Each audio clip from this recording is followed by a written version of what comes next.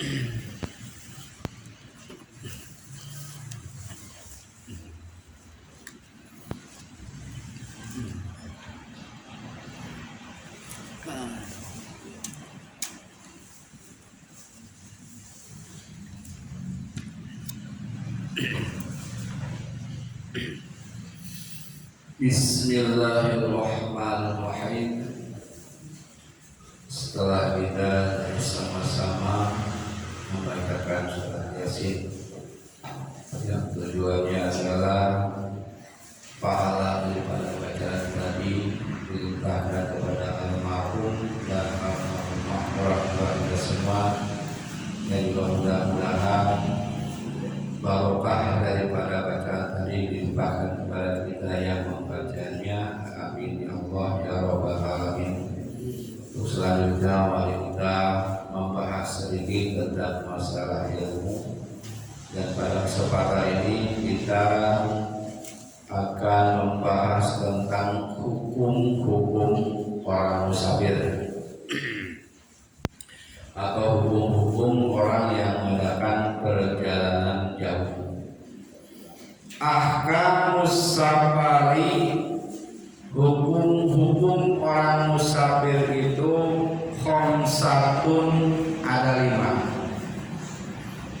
Yang pertama, wajibun. Musafir itu adalah hukumnya wajib.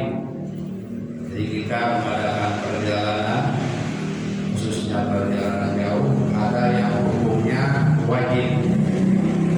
Kasafari isqatil fabil haji wal umrati, yaitu seperti musafir untuk menggugurkan kewajiban haji dan umroh. Nah itu kita wajib, ya. Kalau untuk melaksanakan haji yang wajib, umroh yang wajib, maka musafirnya pun hukumnya wajib. Nah dalam hal ini, walaupun orang tua kita tidak merestui untuk berangkat, nah ini tetap kita wajib berangkat kalau sudah memenuhi persyaratannya, diantaranya yaitu biayanya. Jadi kalau sudah cukup biaya, orang tua melarang, misalkan karena sudah tua nggak mau ditinggal, maka tetap kita wajib berangkat. Nah di sini boleh melanggar kemauan orang tua, melanggar perintah orang tua kalau urusan dengan hukum dengan Allah Subhanahu wa Ta'ala. Karena haji dan umrah itu adalah wajib, maka perjalanan pun adalah hukumnya wajib. Walaupun orang tua tidak merestui, kita tetap wajib berangkat. Waliqamatil ilmil wajib, dan untuk menuntut ilmu yang wajib, ya seperti ilmu sholat wajib, ya, ilmu zakat, ilmu puasa, ilmu haji, ya. Nah walaupun jauh, nah kalau yang bisa misalkan jauh daripada tempat kita, maka kita wajib berangkat. Nah berangkatnya itu, perjalanannya itu adalah hukumnya wajib. Ya, ini ada musafir yang hukumnya wajib. Yang kedua, sunnatun. Musafir itu hukumnya sunnah. Seperti apa sunnah? Kasafari lidiyaratin Nabi sallallahu alaihi wasallam, seperti musafir untuk ziarah kepada kanjeng Nabi besar Muhammad sallallahu alaihi wasallam. Perjalanannya kita dari sini ke sana, ya, jauh, maka hukumnya sunnah, ya. Kemudian wasilaturrahim, seperti musafir menyambung silaturahmi. Nah, silaturahim itu juga hukumnya sunnah. Kita mau nengokin keluarga di tempat yang jauh, kita menengokin anak yang di tempat yang jauh, hukumnya sunnah berangkatnya. Musafirnya itu sunnah, ya. Dan yang ketiga, mubahun. Ada musafir yang hukumnya mubah. Apa mubah itu? Boleh. Wajib tidak, sunat tidak, haram juga tidak. Sifatnya mubah atau boleh. Seperti apa? Kasafari tijarah, seperti musafir untuk perdagangan. Ya, perdagangan, kirim ke sana, kirim ke jauh, ya. Maka itu perjalanannya hukumnya mubah atau boleh, dirinya tidak dilarang untuk perdagangan. Ya, kirim barang ke Jakarta, kirim barang ke Bandung, kirim barang ke Semarang, kirim barang ke Surabaya, untuk perjalanan jauh. Nah, perjalanannya itu hukumnya mubah, khusus untuk perdagangan. Kemudian ada lagi yang keempat, makruhun. Yang keempat, musafir hukumnya adalah makruh. Seperti apa? Kasafari litijarah fi akmalil mauta, seperti musafir untuk perdagangan pada kapan orang yang meninggal. Dia khusus agennya, ya, khusus agen kain kapan. Kirim ke Surabaya, berangkat ke Surabaya, kirim ke Semarang, berangkat ke Semarang, berangkat ke Jakarta. Nah, perjalanannya itu hukumnya makruh. Ya, khusus untuk kain kapan. Tapi kalau kain putih, buat kain kapan bisa, buat baju bisa, buat celana bisa, itu tidak masalah. Tapi kalau khusus untuk kain kapan, maka perjalanannya hukumnya makruh, tapi tidak berdosa, ya, makruh, ya, hukumnya makruh.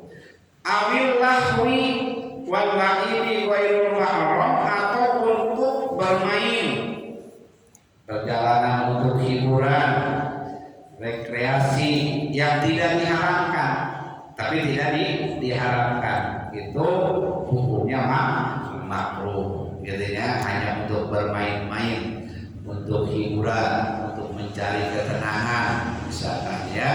Nah, itu hukumnya makruh, tapi tidak haram. Ya.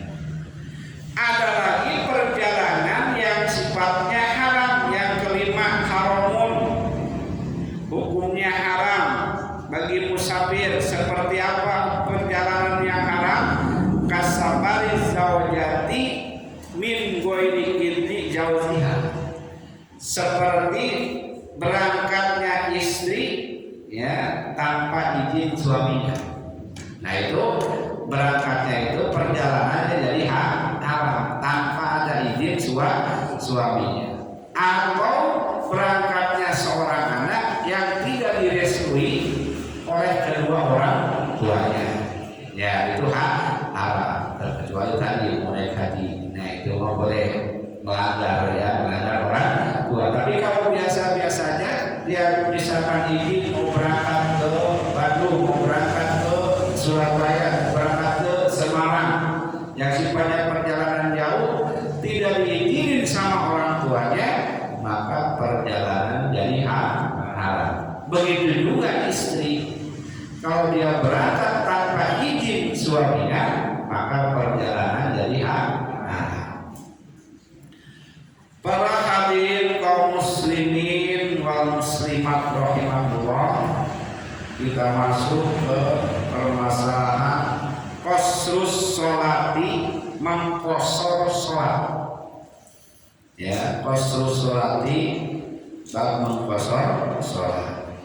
Qala Allah Ta'ala, wa idza darabtum fil ardi falaisa 'alaikum junahun an taqsuru minas sholat. Bila mana kamu berjalan musafir di permukaan bumi, tidak mengapa atas kalian itu mengqasar daripada sholat. Ini membolehkan mengqasar sholat. Masalah ayyuhuma qul qasru amil hikmah, mana lebih afdolnya kita mengqasar atau sholat sempurna? sholat tamam, sholat sempurna. Ya, kalau kita musafir ke Semarang, kita musafir ke Bandung, kita musafir ke Jakarta, ya, mana baiknya kita sholat qashar atau sholat 4-4 saja? Ya, yang mana yang paling baik, yang paling afdal? Jawabnya al-afdal al-qasru afdal. Mengqashar itu lebih afdal. Ya, jadi mengqashar lebih afdal. Tapi bi arba'i halatin, pada 4 keadaan. Ya, kita mengadakan perjalanan ke Bandung, ke Jakarta, atau ke Semarang, atau ke Surabaya, itu lebih afdal mengqashar. Atau ke Jawa, pokoknya lebih dari berapa, termasuk perjalanan jauh, maka lebih baik mengqashar. Tapi biar baik halatin dengan syarat, ya, pada 4 keadaan. Yang pertama, idza balagot masafatu safari salasa marohila takriban. Apabila sampai jarak perjalanan itu 3 marhalah. Ya, 3 marhalah. Nah, 3 marhalah itu 123 km, dihitung oleh para ulama 123 km. Jadi kalau perjalanan kita sudah mencapai misalkan 123 km atau lebih, maka lebih afdal diqashar. Ya, lebih afdal diqashar. Apa diqashar itu? Ya, sholat zuhur 4 rakaat jadi 2 rakaat. Sholat asar 4 rakaat jadi 2 rakaat. Sholat isya 4 rakaat jadi 2 rakaat. Itu namanya diqashar. Kalau sudah mencapai jarak 123 kilo. Ya. Kalau perjalanannya baru hanya baru 85 kilo, belum boleh mengqashar. Kalau menjama boleh. Karena patokan menjama itu 85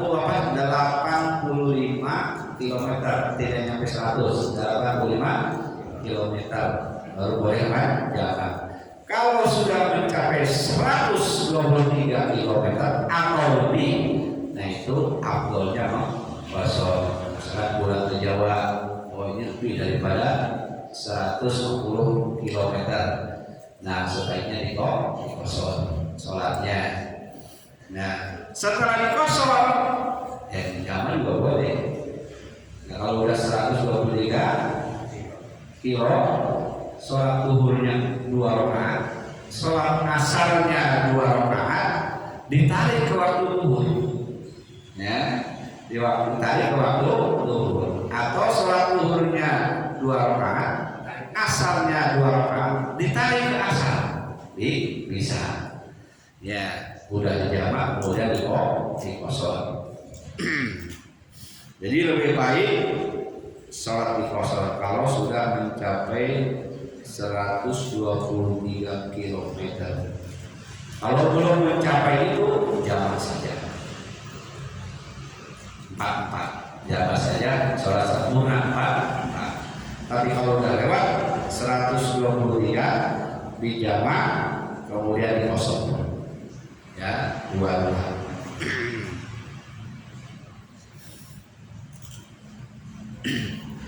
Khurujan min khilati man awjaba kal imami Abi Hanifah, karena keluar dari khilaf orang yang mewajibkan sholat qashar seperti Imam Abi Hanifah. Madzhab Hanafi mengqashar sholat itu wajib kalau udah lewat 123 kilo. Wajib dia mengqashar. Kalau Imam Syafi'i tidak wajib, cuma afdal. Afdalnya mengqashar. Kalau Imam Hanafi wajib. Ya. Jadi sekali lagi, kalau sudah melewati 123 km, sebaiknya sholat diqashar, kemudian dijamak. Ya, dijamak bisa langsung qashar. Ya, kalau sampai 123 baru 100 baru 90 sebaiknya jamak saja, tidak boleh dikosor. Yang kedua, idza wajada bi nafsi karahiyatil qasri, bila mana dia mendapati merasakan dalam dirinya tidak suka terhadap kosor itu. Wah, saya kalau sholat kosor nggak senang, ya nggak puas, sholatnya seperti main-main misalnya, maka orang tersebut wajib kosor, harus kosor supaya menghilangkan keraguan itu. Ya. Kemudian idza saka bidalilin bijawazil qasri, yang ketiga, apabila memang ragu-ragu dengan dalil adanya dalil boleh mengkosor. Ini dalilnya kuat ya, ini dalilnya ada enggak mengkosor, maka orang tersebut harus mengkosor supaya menghilangkan keraguan. Yang keempat, idza kana mimman yuqtada bihi bi hadratin nas, bila mana dia termasuk orang yang diikuti orang lain dengannya, menjadikan panutan di hadapan orang lain, figur. Kalau sudah berangkat beserta jemaahnya di perjalanan dia wajib mengkosor. Ya. Kalau dia jadi figur, kalau dia jadi panutan, ketika mengadakan perjalanan, misalkan ziarah kemana, berjalan panjang, maka sholatnya kosor, harus kosor. Apabila orang tersebut bukan panutan, bukan, ya sebaiknya sholat sempurna saja, karena tidak tahu ilmunya, gitu ya. Wa fi ghairi dzalik al-imam afdal. Kalau itu tidak terjadi, sholat sempurna lebih afdal. Artinya apa? Perjalanan kurang dari 123 km. Ya, afdal sholat sempurna. Artinya jamak saja boleh. Ya. Kemudian juga dia bukan orang yang jadi figur, bukan orang yang jadi panutan. Ya udah sholat sempurna saja. Ya, nah itu maksudnya di situ. Wa qad yajibu al-qasr, terkadang qasr itu wajib. Wa dzalika, bagi orang yang idza daqat al-waqtu al-itmam, kalau sudah mepet waktu. Ini musafir ya, sedang musafir ya. Kalau saya sholat 4, ini keburu sholat, keburu waktu asar. Jadi tidak cukup 4 rakaat itu. Kalau sholatnya 2 rakaat dikosor, cukup waktunya, maka dia wajib mengkosor supaya jangan sampai keluar waktu. Nah, itu diantaranya penjelasan tentang mengkosor sholat. Jadi tidak semuanya perjalanan bisa dikosor. Lihat dulu jaraknya. Ya, lihat dulu jaraknya. Kalau udah 123, ya mungkin dari sini ke Ciamis sampai 123 ya. Ya, berapa? 500 ya, itu bisa dikosor. Atau pulang mana itu? Masuk ke Jawa bisa dikosor. Ya. Kemudian setelah dikosor kita jamak bisa. Ya, asalnya 4, zuhurnya asalnya 2, kemudian zuhurnya 2, ditarik aja ke zuhur, ya, atau zuhur 2, asar 2 ditarik ke asar, bisa ya, gitu. Nah, kalau maghrib sama isya tidak bisa dijamak kosor itu, kecuali dijamak saja bisa. Asar apa? Isyanya di kosor isya saja. Dari 2. Nah, itu diantaranya penjelasan tentang masalah sholat mengkosor. Jadi perbedaan antara menjamak dan mengkosor itu, menjamak lebih dekat, cuma 82 km bisa dijamak. Kalau mengkosor 3 makalah yaitu 123 km.